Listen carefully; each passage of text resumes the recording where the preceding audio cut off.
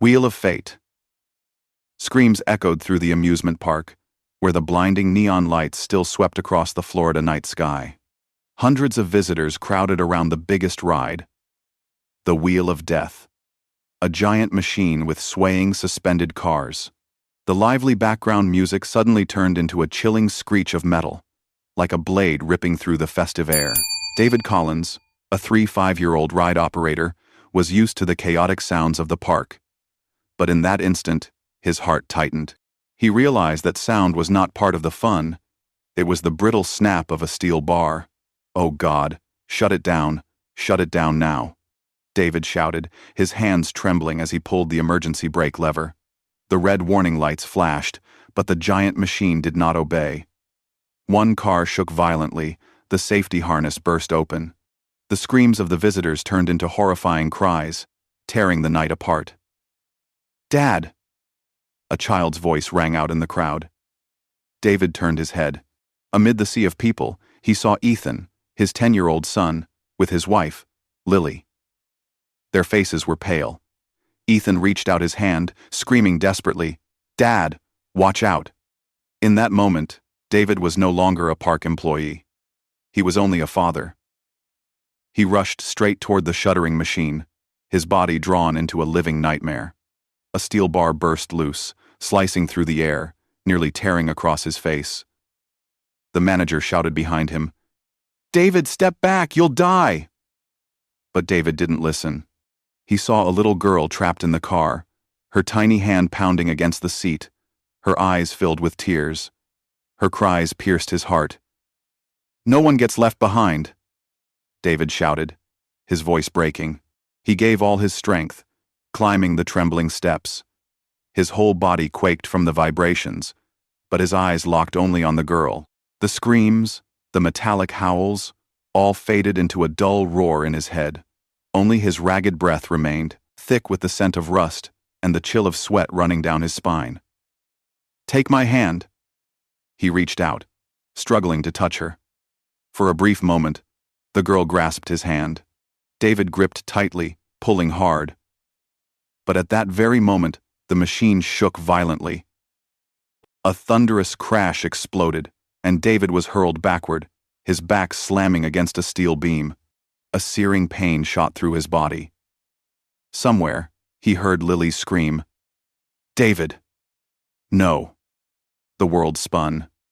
The screams of the visitors faded. David felt warm blood streaming from his temple, the stench of iron flooding his nose. He still forced his eyes open, looking toward Ethan. The boy burst into tears, his face twisted in terror. "Dad, don't leave me, please." The scream pierced David's chest. He wanted to say something, to comfort his son, but only a rasping, broken breath escaped his lips. "Ethan, I'm sorry." Then darkness came. His body hit the ground with a dull thud, like a lifeless puppet dropped. People rushed over, frantic shouts filling the air.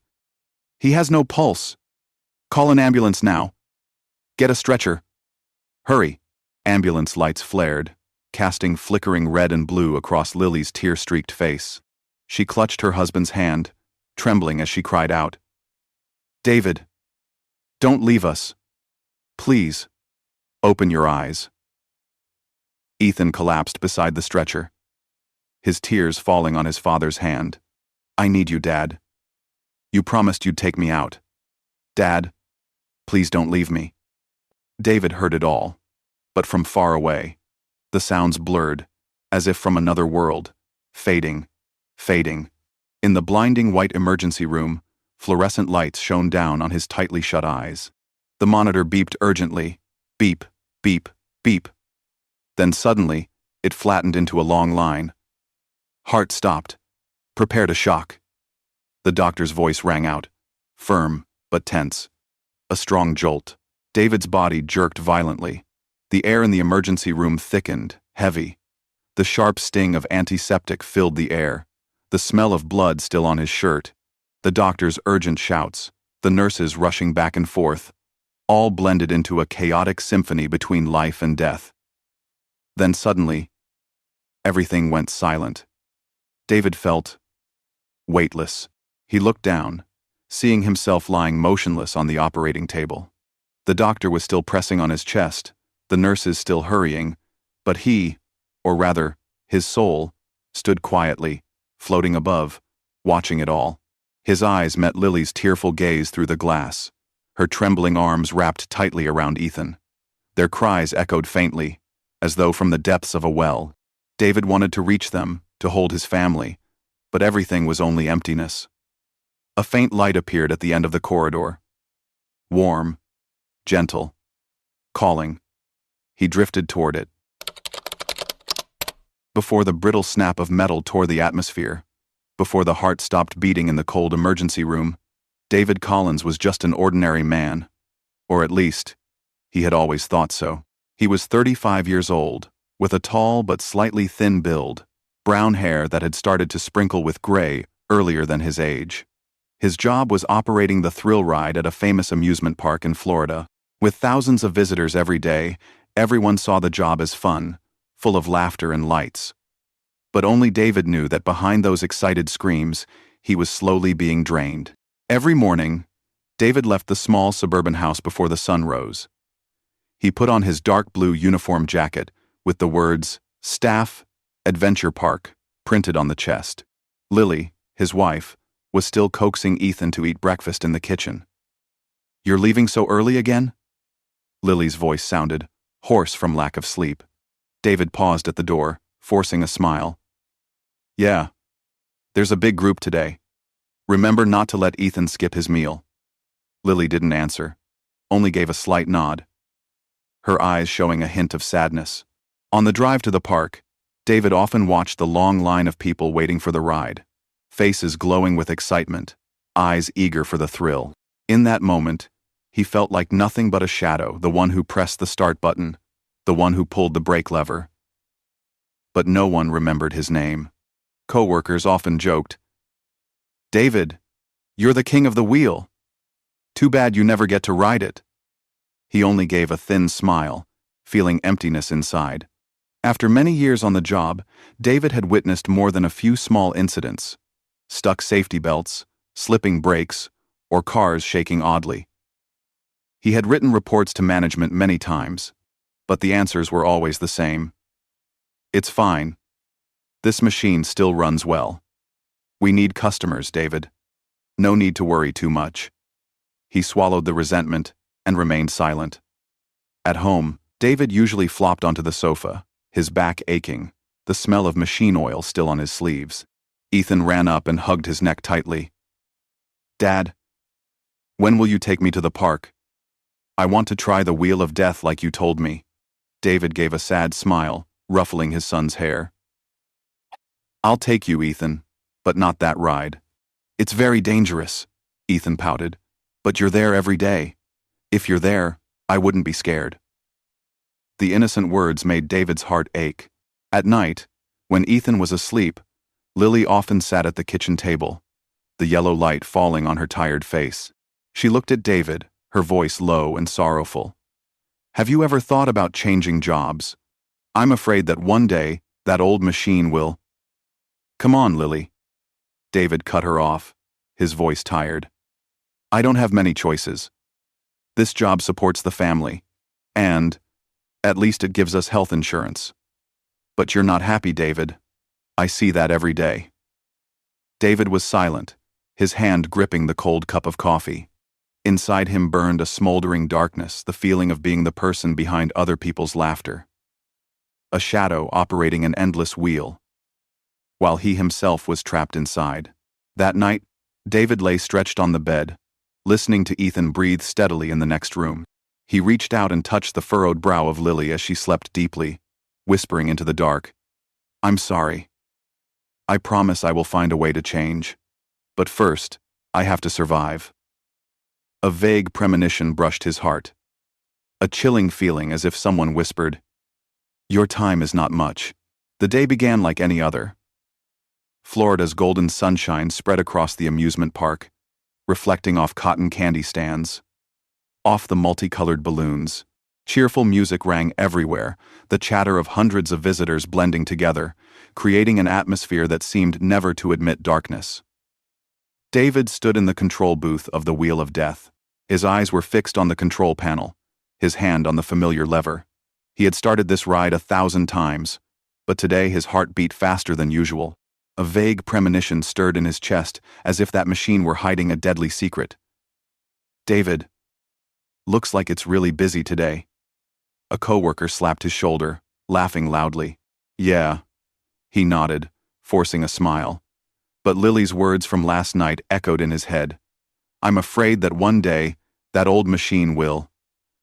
The startup horn sounded. The cars began to race along the winding track. Visitors shouted in excitement. Ethan shouted too, but not from inside a car. He was on the ground. The boy pulled Lily's hand, jumping up and cheering as he watched the wheel soar into the sky.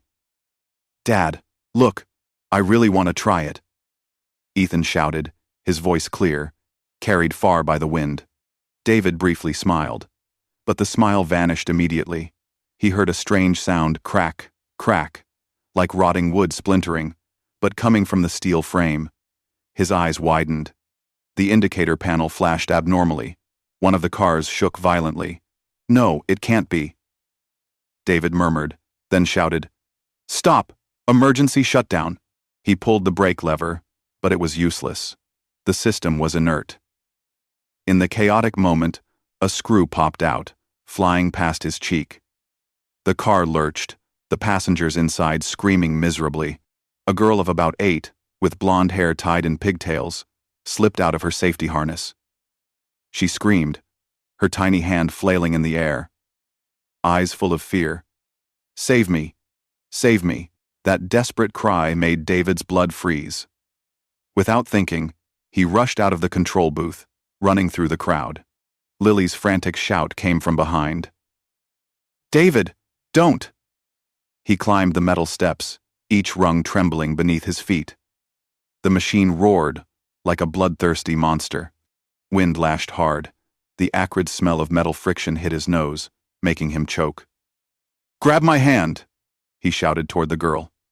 The girl sobbed, her trembling hand reaching out. The distance was only a few inches. David lunged, his whole body stretched like a taut string. For a moment, he grasped that small hand. His heart pounded erratically. Hope flickered, but at that very instant, the entire system emitted a piercing roar. A steel bar fell, whipping into his back. David staggered. The girl slipped out of reach. He tried to hold on, but the force was too great. The small hand slipped from his grasp, falling back onto the seat, fortunately catching on another safety strap. And David fell forward. He tumbled down, colliding with a metal beam. A sharp pain shot through his spine. His ears rang. Everything spun. The crowd's screams mixed with Ethan's cries. "Dad!" David collapsed to the floor. His breath came in ragged gasps. His chest pounded as if struck by a hammer. Blood from his temples soaked his cheek. He still heard Lily sobbing somewhere. "No. Don't leave me. Please." But his eyes grew heavy, and darkness rushed in. He woke in the glaring lights of the emergency room. The monitor's beep sounded urgently. Then suddenly, the prolonged, chilling sound. "BIP." His body jolted from the electric shock. Pain. And then, nothing at all. David suddenly found himself standing up, but his body lay there, motionless on the table. He saw himself. Doctors hurried, nurses ran about. Lily and Ethan screamed outside the door. "No, am I dead?" he whispered, but no one heard. The room receded. The cries, the machines, all faded as if dissolving into water. A vast darkness opened. Within the dark, a long tunnel appeared. At the end of the tunnel, a warm light flared, gentle like a mother's embrace. David stepped toward the light, his heart strangely calm. No more pain, no more cries. Only a pervasive stillness remained. David took slow steps through the dark tunnel, where all earthly sounds had been left behind. Only an unusual stillness remained, as if the whole universe was holding its breath. The beam of light at the end of the tunnel grew clearer, radiating a gentle warmth that seeped into his skin, dissolving the pain still lingering in his body. He no longer felt the heaviness, no longer smelled disinfectant, no longer heard the piercing noise of machines. Only relief, lightness, as though he had carried an invisible burden on his back all his life, and now it suddenly slid off his shoulders. When he stepped out of the tunnel, David was stunned. Before his eyes was not a park with dazzling neon lights, not the suffocating emergency room, but a magical space, a vast field, the sky without a sun yet glowing with a pure white light. Each breeze carried a sweet fragrance, a scent he had never smelled in the earthly world. In the middle of the field, he heard laughter. Not the noisy laughter of tourists, but a warm, familiar one. He turned around and his heart seemed to stop beating once more. "Dad?" A man with graying hair, gentle eyes, was walking toward him. It was his late father, George Collins, the one who had taken David to the amusement park when he was a child. David trembled, his eyes brimming with tears. "Dad, is it really you? I haven't seen you in so many years." His father smiled, arms wide open. "David, my son, I've always been here. I've never left you." David rushed into his father's embrace, sobbing like a child. His tears soaked the shoulder of his father's shirt, and for the first time in many years, he did not hold back. "I'm so tired, Dad. This life, the work, the responsibilities, everything. I feel like I'm just a shadow, a machine to press buttons for other people's joy. I'm no longer myself." His father placed a hand on his shoulder, his eyes stern but full of love. "David, forgotten the most important thing. You don't live for work. You don't live for people's recognition. You live for love, for family, for your own heart." David burst into tears, his sobs choking. "But I've missed too much. I wasn't there for Ethan when he needed me. I left Lily to endure everything alone. I'm a failure." His father shook his head gently, wiping a tear from his cheek. "No, my son, failure is not falling down. Failure is when you give up on love. But you haven't given up. Your heart still longs for them. You still yearn to be a worthy husband, a worthy father. As long as you go back, you still have a chance." The light around grew brighter and brighter, making the space feel like a shimmering paradise. Within that light, David glimpsed the faint images of Lily and Ethan. They were no longer far away, but appeared right before his eyes, hazy like a reflection in the mirror. Lily was holding their son, her tear-filled eyes whispering in despair. "David, please come back to me. Don't leave me. Don't leave our child," Ethan cried out. His tiny hand pressed against David's chest in the emergency room. "Daddy, don't go. I need you. You promised." David collapsed to his knees, covering his face. The pain tore through his heart. He wanted to run to them, but his feet were glued to the ground. His father's voice resounded, deep yet firm. "You must choose. Stay here, where there is no more pain, where there is only peace. Or return there, with responsibility, with love, and with the hardships that cannot be avoided." David lifted his head, his eyes red. "Dad, if I stay, will I be happy? You will have peace, but it won't be complete. True completeness only comes when you fulfill your mission." David turned toward Lily and Ethan. Their images were fading, like shadows about to vanish. He screamed, Don't disappear. I'll go back, I swear." A blinding light engulfed his entire body. His chest throbbed painfully, as if someone was pounding from the outside. A resounding voice echoed, "Your choice is clear, David. Go back." A violent jolt shot through his entire body. David's chest throbbed as if struck by a hammer, his breath caught, and then burst out forcefully. He opened his mouth to gulp air, his chest heaving, sweat pouring like rain. His heart is beating again. Quick, keep the rhythm. The doctor's urgent voice rang out, followed by the pounding of hurried footsteps all around him. Amid the chaos, David heard crying. The same crying he had just heard in that other world now echoed vividly in his ears. "David, can you hear me? Oh my God, you came back." Lily's voice broke with relief. "Daddy," Ethan shouted, his tiny trembling hand gripping David's tightly. David opened his eyes.